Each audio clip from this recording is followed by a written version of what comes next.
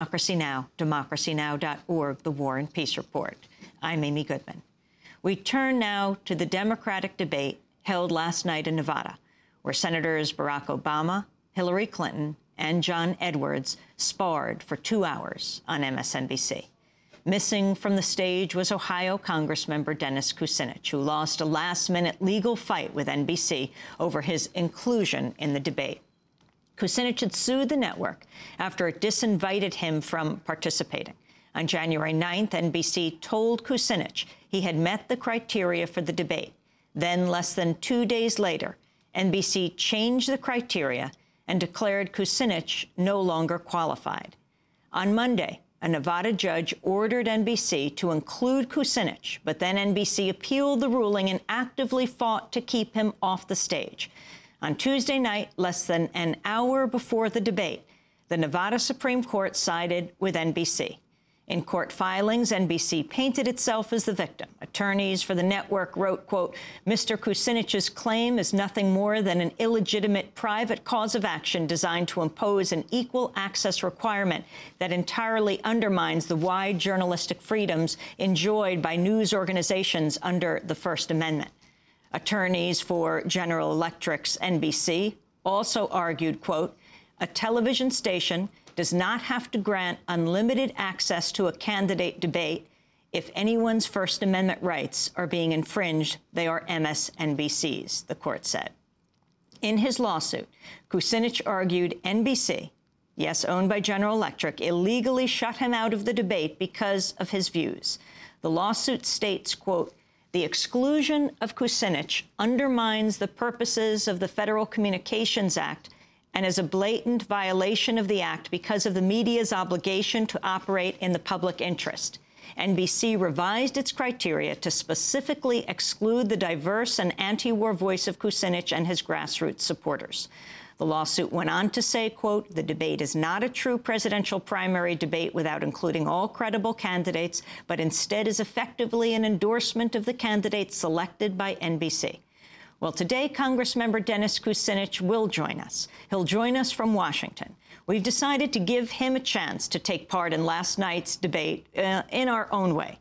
We'll play excerpts of that debate and give the Ohio Congressman and presidential candidate a chance to answer the questions he would have faced last night had he not been barred. This is the debate NBC and General Electric didn't want you to hear. Before we go to that debate, though, Dennis Kucinich is pulling up to the studio in Washington. We had planned to have him in a studio in Las Vegas where he was going to be campaigning over the next few days.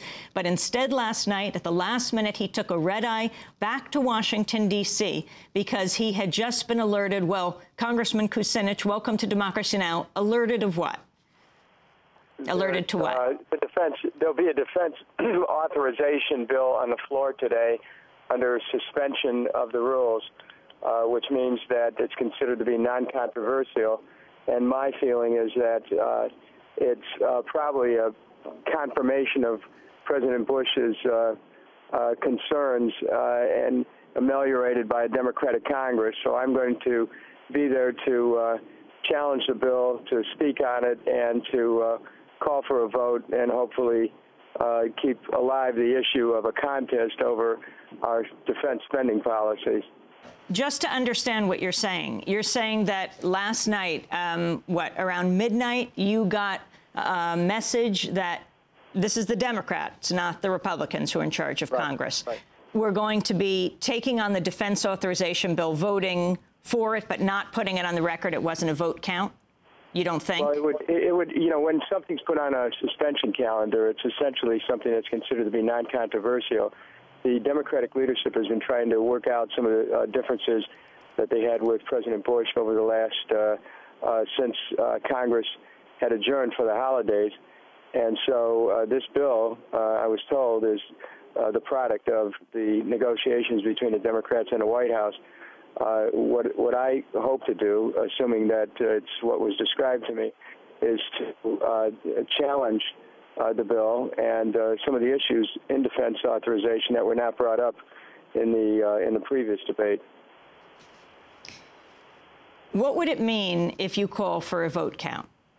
Well, it means that people have to, you know, take a stand. And I missed the last vote because my brother had passed away and I rushed home. But this is a continuation of that debate. There was a small number of Democrats who voted against the bill to begin with, and now we're looking to what I'm looking to do is to pick up the debate and to look at some of the areas of the defense authorization bill that perhaps had not been explored through this debate over, or through opening up a debate on what is really something that was, I think, people are planning just to move without much comment. You're just about to come to the studio, and so we'll be having you join in the debate you were excluded from last night.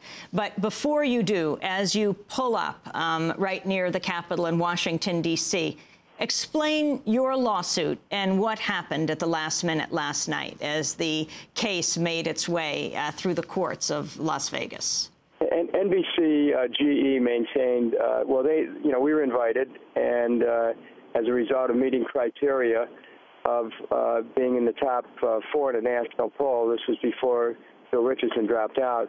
And when I met the criteria, NBC then announced they had changed the criteria, so it would only be the top 3 that would be invited.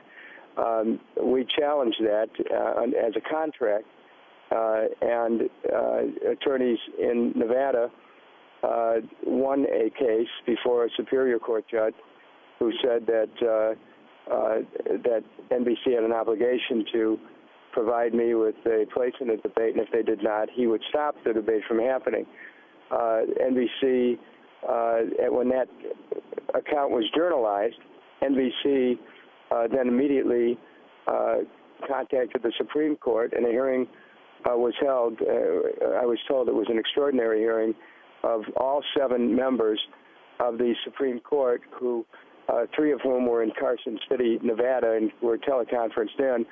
And they heard a presentation by NBC's attorneys who maintained that the debate was essentially a private matter, and that really little discussion on their part of any public interest came up. They alluded that alternatively, this was a matter that should have been brought before the FCC, not a contract matter, and then in the same breath said that cable networks are subject to the FCC.